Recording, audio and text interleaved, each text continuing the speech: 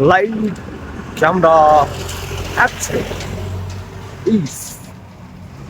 Day 7 morning ಬ್ಲಾಗ್ಸ್ಗೆ ಸ್ವಾಗತ. FIFA world cup start ಆಗಿದೆ. Craze ಅಂತ ನೆಕ್ಸ್ಟ್ ಲೆವೆಲ್ ಇದೆ. ರೊನಾಲ್ಡೋ, ಮೆಸ್ಸಿ ಇವ್ರದ್ದೆಲ್ಲ ಈಗ ಒಂದೊಂದು ಮ್ಯಾಚ್ ಎಲ್ಲ ಮುಗಿದಿದೆ. ಮೆಸ್ಸಿ ಅಂತೂ ಸಖತ್ತಾಗಿ 38 ವಯಸ್ಸಾಗೈತೆ ಅಂದ್ರೂ ಏನು ಪರ್ಫಾರ್ಮೆನ್ಸ್ ಕೊಟ್ಟ ಫಸ್ಟ್ನೇ ಮ್ಯಾಚಲ್ಲಿ. ಹ್ಯಾಟ್ರಿಕ್ ಗೋಲು, ಅದು 38 ಏಜಲ್ಲಿ. ಅದು ಓಲ್ಡೆಸ್ಟ್ ಪ್ಲೇಯರ್ ವರ್ಲ್ಡ್ ಕಪ್ ಹಿಸ್ಟ್ರಿಯಲ್ಲೇ ಫಸ್ಟ್ ಓಲ್ಡೆಸ್ಟ್ ಪ್ಲೇಯರ್ ಹ್ಯಾಟ್ರಿಕ್ ಹೊಡೆದಿರೋದು. ಆ ರೆಕಾರ್ಡ್ ಅವ್ರದ್ದಾಯಿತು. 38 ಏಜಲ್ಲಿ ಎಷ್ಟೋ ಜನ ರಿಟೈರ್ಮೆಂಟ್ ಕೊಟ್ಟಿರ್ತಾರೆ. ಇನ್ನೂ ಒಂದು ವಾರಕ್ಕೆ ಅವ್ರಿಗೆ 39 ಆಗುತ್ತೆ. ಅಂದರೆ 39 ಏಜಿಗೆ ಹ್ಯಾಟ್ರಿಕ್ ಮಾಡ್ದಂದರೆ ಅದು ಸಾಮಾನ್ಯ ಅಲ್ಲ. ಫಿಟ್ನೆಸ್, ಅದು ಫುಟ್ಬಾಲ್ ಅಂತ ಗೇಮಲ್ಲಿ ಫಿಟ್ನೆಸ್ ಮೇಂಟೈನ್ ಮಾಡ್ಬೇಕಂದ್ರೆ ಅದು ತುಂಬ ಕಷ್ಟ. ಅದನ್ನು ಮೆಸ್ಸಿ ಮಾಡಿದ್ದಾರೆ. ಎಂಬಾಪೆ ಎಮರ್ಜಿಂಗ್ ಪ್ಲೇಯರ್ ಅಂತ. ಎಮರ್ಜಿಂಗ್ ಪ್ಲೇಯರಲ್ಲಿ ಆಲ್ರೆಡಿ ಅವರು ಸೂಪರ್ ಸ್ಟಾರ್ ಆಗ್ಬಿಟ್ಟಿದ್ದಾರೆ. ಲಾಸ್ಟ್ 2 ವರ್ಲ್ಡ್ ಕಪ್ಪಲ್ಲಿ ಸೂಪರ್ ಪರ್ಫಾರ್ಮೆನ್ಸ್ ಕೊಟ್ಟಿದ್ದಾರೆ. ಒಂದು ಸರಿ ಅವರು ಫ್ರಾನ್ಸ್ ವರ್ಲ್ಡ್ ಕಪ್ ಆಲ್ರೆಡಿ 2018ರಲ್ಲಿ ವರ್ಲ್ಡ್ ಕಪ್ ಗೆದ್ದು 22ರಲ್ಲಿ ರನ್ನರ್ ಅಪ್ ಬೇರೆ ಆದರು. ಆ ಮೂಮೆಂಟಲ್ಲಿ ಅವರು ಗೋಲ್ಡನ್ ಬಾಲ್ ತಗೊಂಡಿದ್ರು. ಗೋಲ್ಡನ್ ಬಾಲ್ ಅಲ್ಲ, ಗೋಲ್ಡನ್ ಬೂಟ್ ತಗೊಂಡಿದ್ರು. ಮೆಸ್ಸಿ ಗೋಲ್ಡನ್ ಬಾಲ್ ತಗೊಂಡಿದ್ರು 2022ರಲ್ಲಿ. ಆ ರೇಂಜಿಗೆ ಪರ್ಫಾರ್ಮೆನ್ಸ್ ಕೊಟ್ಟರು ಅವರು. ಈ ವರ್ಷನೂ ಈ ವರ್ಲ್ಡ್ ಕಪ್ಪಲ್ಲಿ ಸೂಪರಾಗಿ ಆಡಿದರು. ಫಸ್ಟ್ನೇ ಮ್ಯಾಚಲ್ಲಿ 2 ಗೋಲ್ ಮಾಡಿದ್ರು ಅವರು. ಅವ್ರ ಟೀಮು ಸೂಪರಾಗಿ ವಿನ್ ಆದರು ಫ್ರಾನ್ಸ್ ಅವರು. ಈ ಕಡೆಗೆ ಇನ್ನೊಬ್ಬ ಸೂಪರ್ ಸ್ಟ್ರೈಕರ್ ಥರ ಇವರು ನಾರ್ವೆಯಿಂದ ಹಾಲ್ಯಾಂಡ್ ಅಂತ, ಅವರು ಸೂಪರಾಗಿ, ಅವರು ಈ ವರ್ಷನ 20 ವರ್ಷ ಆದಮೇಲೆ ಹಾಲ್ಯಾಂಡು ಅವ್ರ team Norway FIFA world cup ಆಡ್ತವ್ರೆ. ಅವರು ಅನಾಹುತ ಪರ್ಫಾರ್ಮೆನ್ಸ್ ಕೊಟ್ಟು ಅವರು ಫಸ್ಟ್ನೇ ಮ್ಯಾಚಲ್ಲಿ ವಿನ್ ಆದರು ನಿನ್ನೆ.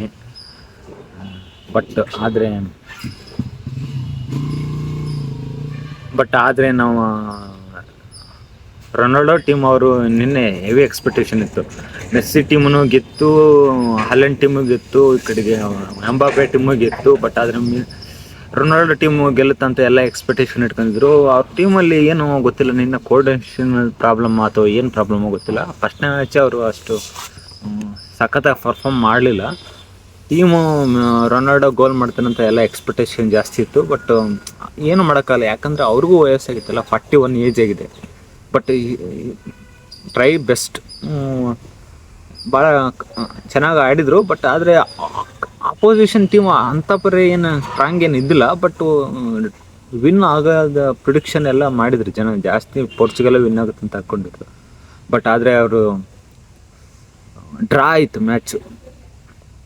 ನೆಕ್ಸ್ಟ್ ಮ್ಯಾಚು ಚೆನ್ನಾಗಿ ಆಡಲಿ, ಯಾಕಂದರೆ ಅವ್ರಿಗೆ ಇದೇ ಲಾಸ್ಟು. ಅಂದರೆ ಮುಂದೆ ವರ್ಲ್ಡ್ ಕಪ್ ಆಡೋ ಚಾನ್ಸಸ್ ರೇರ್ ಅಲ್ಲ, ಆಲ್ಮೋಸ್ಟ್ ಈ ವರ್ಲ್ಡ್ ಕಪ್ ರಿಟೈರ್ಮೆಂಟ್ ಕೊಡ್ಬೋದು. ಯಾಕಂದರೆ ಅವ್ರಿಗೆ already 41 age. Next world cup ತುಂಬ ಕಷ್ಟ ಅಲ್ಲ, ಆಡೋದಿಲ್ಲ, ರಿಟೈರ್ಮೆಂಟ್ ಕೊಡ್ತಾರೆ ಈಸಿಲಿ. ಸೊ ಈ world cup last world cup memory ಅಂದರೆ ಒಳ್ಳೆ ಮೆಮರೀಸ್ ಕ್ರಿಯೇಟ್ ಮಾಡ್ಕೊಬೇಕು ಅಂತ ಫ್ಯಾನ್ಸ್ಗೆಲ್ಲ ಹೋಪ್ ಇರುತ್ತೆ. ಅದು ಆಗಲಿ ಅಂತ ಹೇಳೋಕ್ಕೆ ಇಷ್ಟಪಡ್ತೀವಿ ಅಷ್ಟೇ.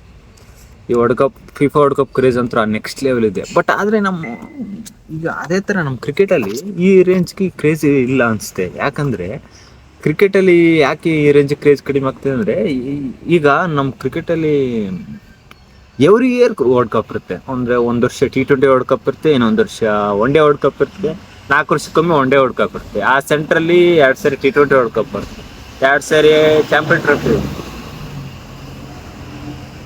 2 ಸಾರಿ ಚಾಂಪಿಯನ್ ಟ್ರೋಫಿ ಬರುತ್ತೆ, 2 ಸಾರಿ WTC ಫೈನಲ್ ಬರುತ್ತೆ. ಸೊ ಅಂದರೆ ಅಲ್ಟರ್ನೇಟ್ ಮತ್ತೆ ಬೇರೆ 2 ತಿಂಗಳು IPL ಇರುತ್ತೆ. ಸೊ ಇದು ಒಂಥರ ಕ್ರಿಕೆಟ್ ಕಂಟಿನ್ಯೂ ನೋಡಿ ಬೋರ್ ಆಗಿ ವರ್ಲ್ಡ್ ಕಪ್ ಮೇಲೇ ಇಂಟ್ರೆಸ್ಟ್ ಹೋಗುತ್ತೆ. ಪ್ಲಸ್ ನಮ್ಮ ಫೇವ್ರೆಟ್ ಪ್ಲೇಯರ್ ಅಂತ ಯಾರಾದರೆ ಯಾರು ಆಲ್ಮೋಸ್ಟು ಅವ್ರು ಎಲ್ಲರಿಗೂ ಏಜ್ ಆಗ್ತಾಯಿದೆ. ಸೊ ಅವರು ರಿಟೈರ್ಮೆಂಟ್ ಆಲ್ಮೋಸ್ಟ್ ಎಲ್ಲ ರಿಟೈರ್ಮೆಂಟ್ ಕೊಡ್ತಾರೆ. ಕೊಹ್ಲಿ, ರೋಹಿತ್ ಶರ್ಮಾ, ಧೋನಿ ಎಲ್ಲರೂ ರಿಟೈರ್ಮೆಂಟ್ ಅವರೆಲ್ಲ ಕೊಡ್ತಾರೆ. ಈಗ ಆ ಥರ ಸೂಪರ್ ಸ್ಟಾರ್ಸ್ ಯಾರು ಕ್ರಿಯೇಟ್ ಆಗ್ತಾಯಿಲ್ಲ. ಕ್ರಿಯೇಟ್ ಆಗಬೇಕು ಅಂದರೆ ಒಂಥರ ಸೂಪರ್ ಸ್ಟಾರ್ ಇದ್ರೇ ಜನಕ್ಕೆ ಒಂದು ಎಕ್ಸೈಟ್ಮೆಂಟ್ ಇರುತ್ತೆ ಅವರು ಅಷ್ಟೇ. ಕ್ರಿಕೆಟನ್ನು ಫುಟ್ಬಾಲ್ ಥರ ಒಂದು ನೆಕ್ಸ್ಟ್ ಲೆವೆಲ್ ಸ್ಪೋರ್ಟ್ ಆಗಲಿ ಅಂತ ನಮಗೆಲ್ಲ ಕ್ರಿಕೆಟ್ ನಾವೆಲ್ಲ ಚಿಕ್ಕ ವಯಸ್ಸಲ್ಲಿ ಆಡ್ಕೊಂಬಂದಿರೋದಲ್ಲ, ಆ ಥರ ಇಂಟರ್ನ್ಯಾಷನಲ್ ಗೇಮ್ ಆಗಲಿ, ದೊಡ್ಡದಾಗಿ ಬೆಳೀಲಿ ಅಂತ ನಮಗೆಲ್ಲ ಆಸೆ. ಒಲಿಂಪಿಕ್ಸ್ ಆಡಬೇಕು, ಇದು ಆಡಬೇಕು, ಎಲ್ಲ ಆಡಬೇಕೆಂಬ ಆಸೆ. ಅದು ಯಾವಾಗುತ್ತೆ ನೋಡಬೇಕು. ಫುಟ್ಬಾಲ್ ಥರ ನಾವು ಕ್ರಿಕೆಟ್ ಎಲ್ಲ ದೇಶ ಯಾವಾಗ ಆಡ್ತಾರೆ. ಈಗ ಫುಟ್ಬಾಲ್ ಎಷ್ಟು 48 ಕಂಟ್ರಿ ಆಡ್ತಿರೋದು ಈ ವರ್ಲ್ಡ್ ಕಪ್ಪು. ನಮ್ಮ ಕ್ರಿಕೆಟನ್ನು 12 ಕಂಟ್ರಿ ಆಡೋದು ಡೌಟು. ಅದೇ ಥರ ಈ 48 ಕಂಟ್ರಿ ಆಡೋ ರೇಂಜಿಗೆ ಹೋಗಲಿ. ಅಂತ ಹೇಳ್ತಾ ಇವತ್ತಿನ ವಿಡಿಯೋ ಇಲ್ಲಿಗೆ ಮುಗಿಸೋಣ. ಪೀಸ್.